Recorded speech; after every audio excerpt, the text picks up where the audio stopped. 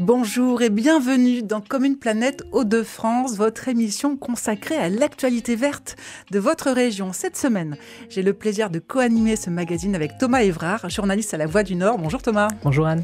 À l'occasion de la semaine du World Cleanup Day, le nettoyage de la planète, nous avons eu envie de nous intéresser à nos déchets ménagers. Nous sommes nombreux à les trier à la maison, au bureau, à l'école, mais parfois on doute sur l'efficacité de notre tri personnel et sur l'utilité de la démarche. On ne sait pas trop ce que deviennent ces déchets, que ce soit les emballages ou les biodéchets, et notamment les plastiques qui posent tant de problèmes à être recyclés. Et puis il y a ces éco-organismes qui vendent des solutions de tri, de recyclage et de réemploi des déchets, mais ils sont financés par les industriels à l'origine des emballages. Alors ces derniers n'ont-ils pas intérêt à produire toujours plus d'emballages pour alimenter la filière du recyclage? Pour évoquer toutes ces questions, nous sommes ravis de recevoir Charlotte Isa-Rosier, chef d'équipe prévention des déchets ménagers de la métropole européenne de Lille. Bonjour. Bonjour. Et Bertrand Bohin, délégué général du Cercle national du recyclage. Bonjour. Bonjour tout le monde.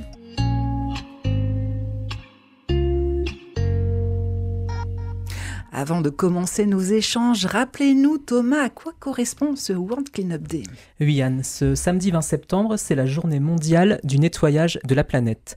Vous la connaissez peut-être sous le nom de World Cleanup Day.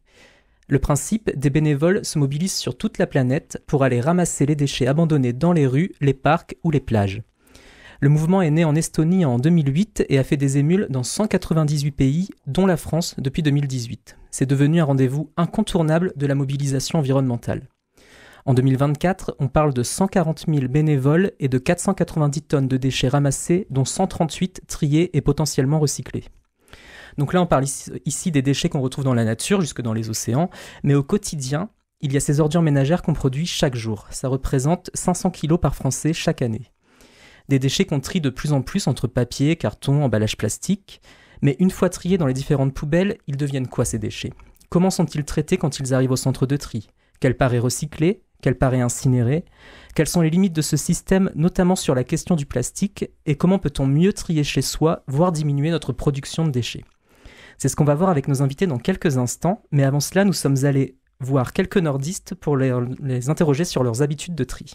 On essaye de faire au maximum. T'as une chose que je pense plus à faire, genre les bouteilles ou les bocaux, tout ça. Mais il y a d'autres trucs comme genre les pots de yaourt ou les emballages de nourriture, le jambon et tout. Ça, je le mets dans la poubelle alors que je devrais le recycler. À la maison, on fait attention, on sépare déjà le verre, les emballages cartonnés du reste des ordures ménagères pour pouvoir les mettre dans les conteneurs collectifs. Je souhaitais me mettre un peu plus au compostage et tout ça. Maintenant, étant en appartement, il n'y a pas de composteur collectif au sein de ma ville puisqu'il a été fermé. Je recycle à minima. Il m'arrive de ne pas faire attention. La plupart du temps, je fais gaffe. Et pourquoi je le fais ? C'est parce que c'est un geste qui me paraît utile. Ça paraît pas grand-chose, mais juste un petit truc comme ça. Un petit truc comme ça, un petit truc comme ça, ça va finir par le faire quand même. Je recycle mes déchets pour en faire du compost que je mets dans mon jardin. Parce que ça évite de peser dans mes poubelles. Et en plus, j'en ai une utilité après. Alors, on voit bien que le tri est inégal d'une personne à une autre, faute de moyens ou d'une bonne connaissance des consignes de tri. D'abord, des réactions sur ce que vous avez entendu, Charlotte Isa-Rosier. Oui, ce qui est intéressant, c'est que c'est vraiment des réactions un peu hétéroclites. Et voilà, ce que j'aime bien, c'est le dernier témoignage sur le compostage. Ça, c'est vraiment une très bonne chose. Un geste qu'on encourage énormément, nous, à la métropole. Donc voilà, c'est intéressant d'entendre ça. Bertrand Bohin. Très intéressant, surtout qu'il y a des éléments dans les propos, on a l'impression que c'est toujours un peu compliqué, qu'il y a des messages qui ne sont pas encore passés, il y a des évolutions qui changent, et à chaque fois qu'on change, justement, les gens sont un peu perdus. Et c'est ça qui génère des difficultés et de la réticence à trier. Et l'objectif aussi aujourd'hui, je pense, c'est de lever toutes ces réticences pour simplifier le geste pour tout le monde. Et d'ailleurs, dans les petits changements, en ce moment, il y a les poubelles vertes qui deviennent poubelles marron. Et ça, on peut le rappeler, Charlotte Isa-Rosier, c'est pour se mettre en conformité avec l'Europe, je crois. Alors déjà au niveau national, parce qu'en fait, ce qui est compliqué aujourd'hui, c'est que quand les gens changent de région ou juste partent en vacances, parfois ils étaient complètement perdus avec les couleurs, avec qu'est-ce qu'on peut mettre dans telle poubelle ou pas. Donc là, c'est déjà une harmonisation à l'échelle nationale. Donc des couleurs, des flux qu'on peut mettre dans telle ou telle poubelle en fonction de la couleur. Et après, je pense qu'effectivement, il y aura certainement une harmonisation à l'échelle européenne. On voit, ça dépend encore des pays, mais on voit bien qu'on a les mêmes couleurs peut-être avec l'Italie, peut-être. Je vois Bertrand qui... Mais voilà, ça va dans le bon sens. Oui, il y a des couleurs au niveau européen qui vont aller à l'encontre complètement de ce qu'on fait, puisque normalement la poubelle, on va dire emballage et papier, au niveau européen, c'est du fuchsia. Voilà, donc on ne va pas tout changer non plus, parce que ça ne servira pas à grand-chose. Mais une couleur, c'est juste une reconnaissance qui permet une communication nationale. Je reviens sur ces éléments, c'est vrai que quand on va dans une autre ville, les bus changent de couleur, les horaires changent de couleur, la sortie de la poubelle change de jour, mais c'est pas pour autant qu'on ne s'habitue pas. Et donc là, c'est un peu le même concept. On a nos habitudes. Quand on change d'habitude, c'est un peu délicat, il faut prendre le coup. Mais une fois qu'on a le bon geste et la bonne habitude, normalement, ça devrait rouler. Alors, on peut peut-être juste rappeler les bonnes consignes de tri avant d'aller après dans ce que deviennent ces déchets dans les centres de tri. Est-ce qu'on peut rappeler les grandes lignes des consignes de tri à la maison ? Alors, pour la poubelle jaune, oui. Alors du coup, ce qui est important de bien comprendre, c'est que là, aujourd'hui, avec les extensions consignes de tri, on peut mettre plus d'emballage plastique dans sa poubelle au couvercle jaune. Mais on parle bien d'emballage vide. On ne parle pas d'objets en plastique. Pas de brosse à dents, de jouets. C'est ça, exactement. Donc ça, c'est vraiment la première chose. C'est une poubelle pour les emballages, pas pour les objets. Et donc, effectivement, on peut mettre tout ce qui est en plastique, en acier, aluminium, carton, papier. Deuxième chose qui est importante à savoir, c'est qu'il ne faut pas mettre les mouchoirs, sopalins, papier usagé dans cette poubelle, parce qu'en fait, on ne sait pas recycler ça. Il y a des problèmes hygiéniques aussi, etc. Donc ça, c'est pas la peine de les mettre dedans. Il faut le mettre dans la poubelle grise. Le mieux, c'est de se passer des mouchoirs, sopalins, ça c'est l'idéal. Il y a des alternatives qui existent. Ensuite, il faut éviter de mettre aussi les piles batteries. Ça, ce sont des déchets dangereux qui doivent être traités de manière particulière. Qui peuvent mettre le feu au centre de tri. Voilà, c'est 60% de départ de feu qui viennent des piles et des batteries. Et puis, enfin, il faut surtout pas mettre ses vêtements. Et tout ce qui est textile, voilà, il faut pas le mettre non plus dans la poubelle jaune. Comme pour les piles ou les batteries, il y a des points d'apport volontaires dans les déchetteries ou dans des grandes surfaces qui existent pour que ça puisse être collecté et traité de manière particulière. Et sachant qu'après, il y a la poubelle verte ou marron pour le biodéchet et puis la poubelle grise pour le tout venant. Et alors, juste pour la poubelle marron ou verte, ce qui est intéressant, c'est le biodéchet. Donc, on retrouve environ 90% de déchets de jardin dans cette poubelle, alors qu'en fait, on voudrait retrouver aussi les déchets alimentaires, sauf si vous avez un composteur ou accès à un composteur collectif. Là, c'est mieux de le déposer là-bas. Mais sinon, nous, ce qu'on voudrait voir, c'est les déchets alimentaires, parce qu'ils ont un fort pouvoir méthanogène qui est intéressant pour notre centre de valorisation organique où ils sont traités, alors que les déchets de jardin n'ont pas cette qualité-là. Et donc, ça nous intéresse moins. Et tous les déchets de jardin peuvent être recyclés dans son jardin. C'est très, très facile. Bertrand Bohin, sur ces consignes de tri. Oui, c'est exactement ça. En fait, la difficulté, c'est que chacun d'entre nous produit plein de types de déchets. C'est complètement hétérogène. Il y a, comme ça a été dit, il y a des piles, il y a des textiles, il y a des emballages, il y a des déchets, il y a des biodéchets, il y a des vieux jouets, il y a des vieux équipements électriques, électroniques. Et les outils qu'on a chez nous, classiquement, les 2-3 poubelles, ne suffisent pas. Donc on a une poubelle jaune, et la poubelle jaune, c'est une poubelle emballage et papier. Emballage et papier uniquement. Et une fois qu'on a ce petit point, là, emballage et papier, on sait comment on doit trier. Voilà. Si c'est un emballage ou en papier, c'est dans le tri. Tout ce qui n'est ni emballage ni papier, c'est ailleurs. Après, ailleurs, on voit en fonction de la filière.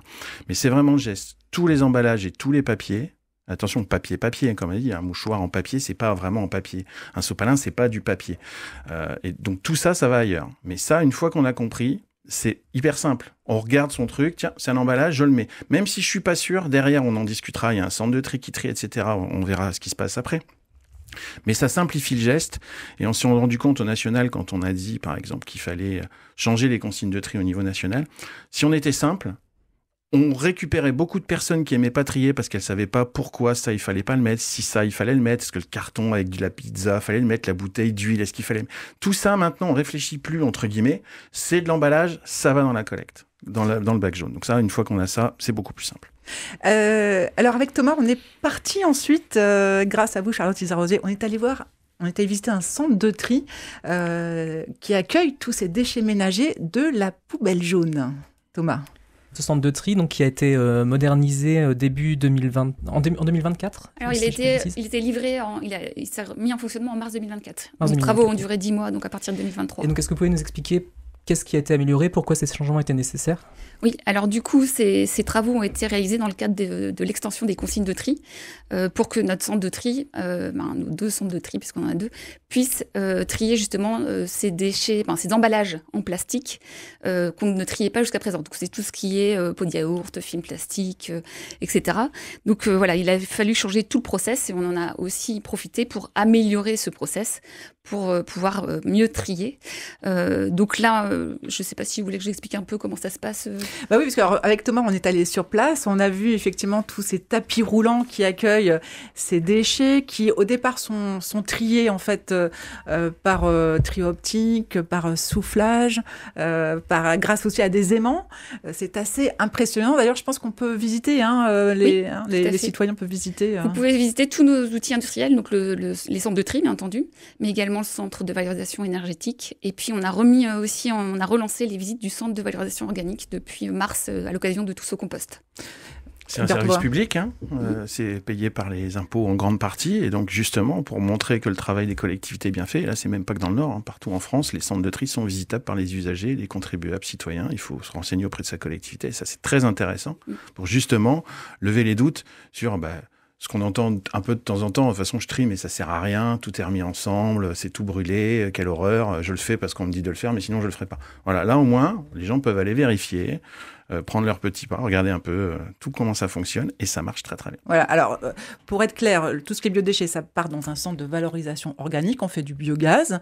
Et du compost. Et du compost. Après, il y a l'incinérateur pour le tout venant. Donc, ce qu'on appelle le centre de valorisation énergétique, parce qu'on ne fait pas que brûler, mais ensuite, on utilise cette chaleur pour alimenter un réseau de chauffage urbain, donc qui du coup chauffe des équipements publics, des grandes résidences de logements, etc. Et il y a le centre de tri des déchets ménagers. Ça va être l'objet de nos échanges aujourd'hui, parce qu'on ne peut pas tout aborder. Aujourd'hui, quand ces déchets arrivent à Tri-Sélec, ici sur la métropole lilloise, aujourd'hui, qu'est-ce qui est trié pour partir vers le recyclage? Qu'est-ce qui est refusé? Est-ce qu'on a un pourcentage? Alors oui, aujourd'hui, donc par exemple, j'ai les chiffres de 2024, sachant que il y a eu des travaux, donc c'est pas une année non plus classique. Donc là, en 2024, il y a à peu près un peu plus de 95 000 tonnes de déchets qui sont arrivés dans nos 2 centres de tri. Et donc, en gros, sur cette année-là, il y a à peu près entre 72 et 75% qui ont été valorisés. Donc voilà, donc c'est pas du valorisés, c'est-à-dire qu'ils sont partis ensuite dans les filières de recyclage. Qui ont été triés, mis de côté, et qui ont été revendus à des sociétés qui après vont à des plasturgistes par exemple, et qui vont après réinjecter ces matières dans les emballages. Des papetiers, des cartonniers, tout à fait. Qu'est-ce qui est le plus compliqué aujourd'hui dans ces centres de tri de déchets ménagers? Lorsqu'on est venu avec Thomas, on a vu que la ligne, elle s'arrêtait quand même assez souvent. Qu'est-ce qui bloque le process? C'est ce qu'on vous a expliqué sur place. Il y a des fois des choses qui ne devraient pas être là. On parlait de cassettes VHS qui, avec leur bande, du coup, ça bloque les machines. Les très gros cartons qui posent aussi un souci parce qu'en fait, ils sont pas du tout dimensionnés pour aller sur les lignes de tri. Et on a bien vu que sur le tri manuel, ça posait un vrai souci et qu'on devait avoir beaucoup de personnes mobilisées pour pouvoir enlever ces gros cartons qui gênent aussi les chaînes de tri. Après, les choses se sont améliorées avec le tri optique, effectivement le tri manuel, où on a mis en place de nouvelles choses. Et ensuite, nous, on a fait le choix de trier tout ce qui est au-dessus de 50 mm pour aussi être efficace et avoir un rendement intéressant. Et alors, ce qui est refusé, ça part... Au CVE, au Centre de Valorisation Énergétique, où là, ça va être incinéré.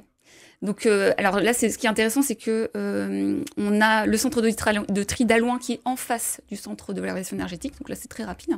Et après, on a aussi des flux qui arrivent au centre de valorisation organique et qui sont acheminés jusqu'à Allouin au CVE par péniche, pour éviter quand même qu'on ait des camions qui circulent un peu partout. Bertrand, Thomas. Concernant les emballages plastiques, les nouveaux emballages plastiques qui sont triés depuis 2023, il y a tout un tas de déchets, de ces emballages qu'on ne sait pas encore exactement comment recycler. Donc, qu'est-ce qui deviennent ces emballages une fois triés Il y a plusieurs éléments. Pour expliquer un peu aussi les travaux, la modernisation. C'est vrai qu'avant, on demandait aux gens de trier que les bouteilles et les flacons de plastique. Donc ça, on savait le faire. On avait des techniques pour... Maintenant, en plus, on a des films, ça a été dit, des pots, des barquettes, des petites choses, et ça fait énormément de gisements en volume, et les centres de tri n'étaient pas en capacité de faire ça. Donc on a rajouté beaucoup de machines, effectivement, machines souvent des trieurs optiques, qui se mettent en cascade les uns après les autres, pour éjecter les matériaux en fonction des critères de qualité qui permettent leur recyclage. Donc en sortie de centre de tri, aujourd'hui, on a 3 flux. Un flux de bouteilles, ce qu'on appelle en PET clair. Attention, on rentre un peu dans la technique, mais c'est les bouteilles d'eau, de Coca-Cola transparentes. Ça, c'est un flux qui sort, qui est racheté, qui est recyclé, souvent en bouteilles. D'ailleurs, on refait des bouteilles avec ces fameuses bouteilles. Il y a un flux de PEHD, PP. Donc là, c'est la matière plastique. Donc c'est les bouteilles de lait. Et les flacons et les barquettes de polypropylène, donc par exemple gel douche. Voilà. Là, on est dedans et on a un flux comme ça qui lui aussi est recyclé. Et derrière, on a ce qu'on appelle un flux en développement. Attention, là, on va rentrer dans la technique un peu délicate. C'est un mélange de plein de plastiques, dont des bouteilles qu'on sait recycler, les bouteilles en PET foncé, donc des bouteilles qui sont un peu colorées, les bouteilles en PET opaque, parce qu'il y a des bouteilles de lait qui sont PEHD, et des bouteilles qui ont été transformées en PET opaque, c'est les bouteilles blanches, mais qui sont un peu brillantes. Celle-là, c'est du PET opaque. On a plein de matières qu'on ne sait pas forcément bien recycler. Tout ça est mis ce qu'on appelle dans un flux développement qui est repris par Citeo, l'éco-organisme. Ce fameux éco-organisme qui est porté par les producteurs industriels. Ça. Et qui envoie ce centre de tri, ce flux dans un surtri derrière. Un équipement spécifiquement conçu pour trier ces plastiques de manière beaucoup plus fine. On pourrait demander aux collectivités de faire ça, mais aujourd'hui, on a 4, 5, déjà, trieurs optiques. Si on doit retrier derrière, il faut en mettre 3, 4, 5, 6 derrière. On n'a pas les équipements, on n'a pas la place, et ça devient extrêmement compliqué à faire. Donc, Citeo, là aussi, par des nouveaux centres de surtri plastique, tri à la résine, ce genre d'éléments-là. Il y en a une partie qui sera recyclée, et d'autres où il n'y a pas encore de débouché. Et pour en revenir sur les grands chiffres, on va dire sur 1 million de tonnes aujourd'hui de plastique mis en marché chaque année, à peu de choses près, ça évolue, mais c'est toujours à peu près ces éléments-là. On a 750 000 tonnes qui sont recyclables aujourd'hui, et 25%, qui n'est pas recyclable tout de suite, où on a des éléments de recherche soit en recyclage mécanique, soit en recyclage, vous en avez sûrement entendu parler, en recyclage chimique. Donc là, on va aller jusqu'au monomère, on va mettre des trucs un peu chimie pour refaire des plastiques. Voilà, ça c'est un petit peu plus délicat et c'est seulement en train d'être développé en ce moment. Comme une planète, une émission de RCF Hauts-de-France en partenariat avec La Voix du Nord. Anne-Henri, Thomas Évrard. Nous parlons toujours de la gestion des déchets ménagers. Triés, oui, mais que deviennent-ils ensuite? Avec nos invités, Bertrand Bohin, délégué général du Cercle national du recyclage, et Charlotte Isarosier, chef d'équipe prévention des déchets ménagers de la métropole européenne de Lille. Bertrand Bohin, vous nous disiez, au final, il y a 25% du plastique qui est trié, qui n'arrive pas à être recyclé. C'est un bon chiffre, c'est un mauvais chiffre? Ça évolue. Avant, c'était plus que ça qui n'était pas recyclé. On était plutôt à 50, 25 qui étaient en recherche de filière et 25 qui n'avaient pas de filière du tout. Et là, on n'est plus qu'à 25 qui sont en recherche de filière. Donc ça évolue. Il y a d'autres éléments qui vont faire évoluer la chose. C'est que normalement, d'ici 2-3 ans, les emballages non recyclables, mais pratiquement, seront interdits. Comme quoi, par exemple ? Certains plastiques qui sont des mélanges de plastiques pas connus, ou des résines peu connues, ça existe encore. Il y a certains emballages qu'on retrouve en céramique. Ça existe encore. Alors peut-être qu'ils vont développer leur filière de recyclage, mais effectivement, quel est l'intérêt ? Voilà. Donc c'est des petites choses comme ça qui perturbent. Pour certains plastiques, il y a 25%. Alors on rentre dans certaines matières ou des plastiques composites, ou alors des plastiques qui sont en mélange avec un type de plastique et un autre type de plastique qui sont incompatibles en recyclage. Ceux-là, il va falloir qu'ils changent. Et changer, c'est revenir à un seul plastique. Donc les metteurs en marché devront faire des efforts, soit substituer complètement le plastique en un autre matériau, ça c'est déjà vu, changer du plastique en carton. Avant on avait des emballages de pâtes en carton, ils sont mis en plastique, pourquoi on a changé? Bonne question. Du sucre, on avait des sucres en boîte avec un petit bec verseur, ça allait très bien, c'était recyclé. Maintenant on a des pochons en plastique avec un autre plastique, c'est peut-être sympa, c'est peut-être pratique.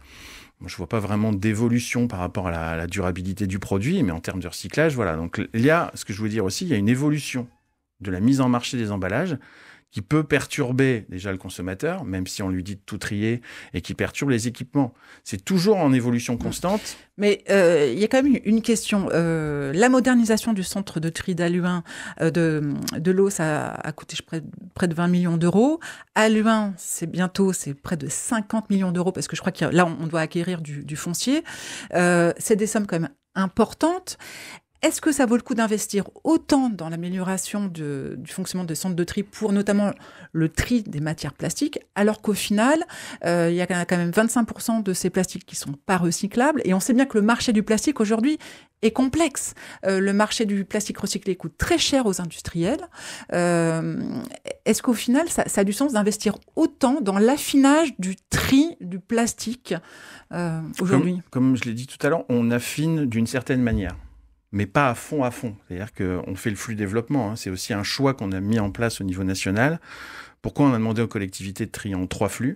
C'est parce que la plupart des centres de tri ne pouvaient pas trier en 4 flux, parce qu'on pouvait encore affiner le flux développement et retirer les bouteilles de PET foncé, mais on ne pouvait pas, donc ça ne servait pas à grand-chose.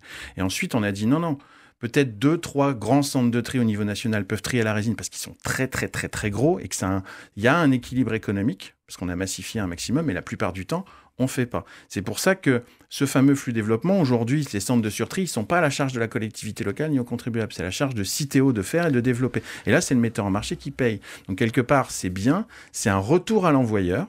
Ils ont aussi des objectifs, Citeo a des objectifs de recyclage de ce flux. Oui, alors justement, on va peut-être écouter un son d'un journaliste qui s'appelle Ivan Stefanovic. Il avait sorti une étude en 2023, La mafia du recyclage, qui attirait l'attention sur un problème de conflit d'intérêts sur ces questions-là d'éco-organismes. La base, c'est de ne pas donner aux grands pollueurs, de ne pas leur donner la gestion de la lutte contre le recyclage.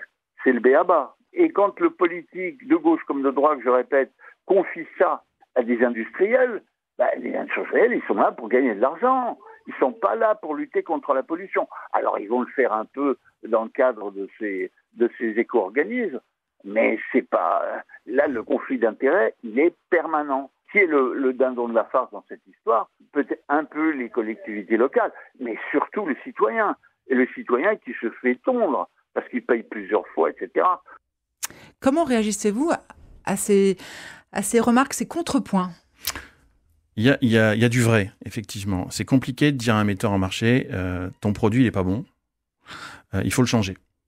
Et c'est compliqué de lui dire sans éléments économiques. Si on lui dit simplement, il va dire c'est bien, tant mieux, mais moi de toute façon, peu importe, moi mon objectif c'est de vendre. Après, si je suis évidemment montré du doigt par tout le monde, je vais faire gaffe, mais sinon je continue. Et c'est toujours délicat. C'est pour ça qu'il y a des systèmes qui sont mis en place, mais effectivement, vis-à-vis des éco-organismes et toute l'organisation, il faut un contrôle, il faut une sanction, et il faut des sanctions par rapport à ces éléments-là. Je le disais tout à l'heure. Citeo, il a un objectif de recyclage de ce fameux flux développement. Il doit le recycler 90%. S'il n'atteint pas cet objectif-là, il doit être sanctionné. Et qui paye Citeo ? Les metteurs en marché. Donc, quelque part, quand l'éco-organisme qui est mandaté par les metteurs en marché reprend un gisement qui n'est pas super recyclable et qui se prend des sanctions, il va se retourner, auprès de ses metteurs en marché pour qu'ils payent, donc ça va déjà les faire un petit peu clignoter, et 2, il va agir pour que le gisement soit recyclable. Et donc, il va donner des principes pour dire, attendez, ce truc-là, il est vraiment pas bon. Citeo, aujourd'hui, a un vrai rôle de pression sur les producteurs industriels qui font les emballages de gourdes, de lait. Pas assez. On est d'accord. Il le fait, mais pas assez. Comme je le dis, en termes de... On travaille dans ce qu'on appelait l'éco-conception. Donc, c'est tout ce qui est mise en place d'emballage ou d'éléments servant aux metteurs en marché à changer l'emballage qui n'est pas forcément recyclable et des choses comme ça. Il y a des choses qui ont été bien faites, qui ont bien amélioré, mais il y en a d'autres où on aimerait bien qu'on mette des malus. Alors attention, on va rentrer dans la technique aussi, sur l'argent que le metteur en marché paye à chaque emballage qu'il met sur le marché. Ça, il verse une éco-contribution à Citeo, c'est comme ça s'appelle. Et quand les produits sont pas recyclables ou qui sont générateurs de mauvais tri ou qui changent, qui empêchent le recyclage effectivement, parce qu'il y a des perturbateurs, on appelle ça, on aimerait bien qu'il y ait des malus, mais des malus importants et impactants. Aujourd'hui, les malus, ils vont jusqu'à 100%, donc 2 fois le prix de l'éco-participation. Nous, sur certains éléments, on voudrait 3 fois, 4 fois, 5 fois, 6 fois, parce qu'à partir d'un certain moment, surtout quand il y a des alternatives, là encore, le metteur en marché, une fois qu'il a pris une claque économique et qu'il y a une alternative, il change, mais très très vite. Il y a un exemple... Ouais, et ensuite, il faut qu'on passe à la dernière partie de l'émission. Un petit exemple des barquettes noires. Souvent, les barquettes noires, c'est du plastique, c'est maintenant dans les consignes de tri, mais les barquettes noires au noir de carbone, elles sont pas reconnues par les machines de tri optique, puisque c'est du noir de carbone. Il y a plein d'alternatives, ils ont qu'à changer de couleur, ou il y a bien d'autres noirs. Donc, mais aujourd'hui, le malus, il est de 100%. Pourquoi on met pas 400% d'un coup? Comme ça, peu importe celui qui le fait, il va se rendre compte, ah mince, je dois payer 4 fois plus cher mon éco-participation. Si je mets un autre noir ou si je les mets en marron, en violet, peu importe, eh ben, j'aurais pu ce tarif-là à payer. Et voilà, et c'est Donc, réglé. C'est le rôle du Cercle national de militer pour ce genre de politique. Thomas, alors, comment réduire aujourd'hui la production de nos déchets? Est-ce que la solution peut être ailleurs que dans le recyclage? Est-ce qu'on peut parler de réemploi, de réduction des déchets? Alors, ce qu'il faut savoir, c'est que on avait lancé un sondage avant de refonder notre stratégie de réduction des déchets, et on avait demandé aux métropolitains qu'est-ce que vous faites pour réduire vos déchets. Et donc, je sais pas, allez, à 80%, ils ont répondu je trie. Donc là, attention, il y a vraiment une incompréhension. Quand on trie ces déchets, c'est très important, mais on a déjà produit un déchet. Ça n'empêche pas ça n'est pas une action qui permet de réduire les déchets. Nous, ce qu'on voudrait, c'est que les métropolitains réduisent leur production de déchets. Et quels conseils on pourrait leur donner pour arriver à cet objectif? Alors, nous, notre objectif là pour cette stratégie qui court jusqu'en 2030, c'est justement les biodéchets. Il y a un vrai sujet sur les biodéchets. Donc nous, c'est pour ça qu'on a mis en place un service de réservation et de distribution de composteurs individuels. Le mieux pour nous, c'est que les gens qui ont un jardin puissent trier leurs biodéchets et surtout les composter chez eux. Comme ça évite au niveau du bilan carbone d'avoir un camion qui vient les transporter jusqu'à Sequedin où on les traite. Et le traitement nécessite beaucoup d'énergie et un coût aussi pour la collectivité, donc pour les gens, c'est leurs impôts. Et pour ceux qui n'habitent pas, alors j'ai entendu tout à l'heure pour le reportage des habitants là qu'une personne disait qu'elle n'avait pas accès à un composteur collectif. Il y en a 180 qui sont développés sur la métropole européenne de Lille et on a un objectif d'en avoir 350 d'ici 2029. Donc on a une cartographie sur notre site internet où les gens peuvent aller repérer leur site de compostage à proximité. Et s'il n'y en a pas, ils peuvent nous faire une demande. On équipe à partir du moment où il y a minimum 10 foyers. Et tout est gratuit. On forme les gens pour qu'ils puissent être autonomes sur leur site de compostage. Mais au-delà du compostage, on citait des chiffres. 20 millions pour le centre de tri de Loos, 50 sur Halluin. Et puis, il y a un programme aussi local de déchets ménagers, 19 millions d'euros pour la métropole. Donc, sur quoi allez-vous jouer au-delà du compostage ? Alors, il y a un autre gros sujet, ce sont tous les déchets de jardin. En fait, ça, c'est un flux qui est facile pour nous parce qu'il arrive naturellement dans nos déchetteries. Donc là, il n'y a pas besoin d'aller convaincre les gens de venir faire le geste, ça arrive tout seul. Donc là, on a développé un service de broyage parce que notre objectif, c'est de pouvoir détourner une grosse partie de ces déchets qui vont maintenant au centre de valorisation organique et plutôt de proposer aux gens que ça revienne directement chez eux dans leur jardin. Donc, on a développé ce service de broyage où les gens déposent leur taille de haies, d'arbres, etc. à l'automne. Et ils repartent avec du broyat gratuit qui leur sert à pailler leur jardin, leur massif, qui protège leur sol du gel l'hiver et aussi de la sécheresse l'été. Donc ça, c'est en ce moment actuellement sur le site internet de la MEL. Toutes les dates sont affichées. Bertrand Bohin, sur justement comment réduire la production de nos déchets à la maison. En collectivité, on essaie de donner beaucoup de solutions. C'est vrai que c'est pas forcément évident. Il y a des choses un peu classiques, on le dit souvent, mais boire de l'eau du robinet. Ça, c'est hyper simple. On produit plus de bouteilles plastiques. Voilà. C'est déjà un premier élément extrêmement intéressant. Eau potable, et quand on voit aussi tous les bruits qui courent sur les eaux minérales et les eaux en bouteille, bon, c'est peut-être pas mal de faire confiance aussi au service public et à l'eau du robinet. Et là, on peut éliminer pas mal de bouteilles. De mémoire, les bouteilles plastiques, c'est 13 milliards de bouteilles. Bon, l'eau, pas 13 milliards, mais c'est 5-6 milliards. Donc imaginez qu'on double un peu la consommation. Il y a énormément de bouteilles qui sautent par rapport à ça. Ça, c'est un point évident. Alors, vous avez... Et un dernier petit conseil, car on arrive à la fin de l'émission. Acheter du verre et réemployer du verre. Voilà, pour la consigne du verre. Eh bien, merci beaucoup. Et puis, donc, il faut rappeler que c'est la semaine du World Cleanup Day. C'est ça. Et si vous voulez participer, vous pouvez aller sur le site du worldcleanupday.fr pour voir quels événements sont organisés à côté de chez vous. Merci beaucoup, Thomas Évrard, Charlotte Isa-Rosier de la MEL et Bertrand Bohin du Cercle national du recyclage. Avec vous, on s'est intéressé à la gestion des déchets ménagers. Triés, oui, mais que deviennent-ils ensuite ? Un magazine co-animé par La Voix du Nord et RCF Hauts-de-France. Merci à tous. Vous pouvez retrouver cette émission dès maintenant en podcast sur rcf.fr et prochainement dans les pages de La Voix du Nord.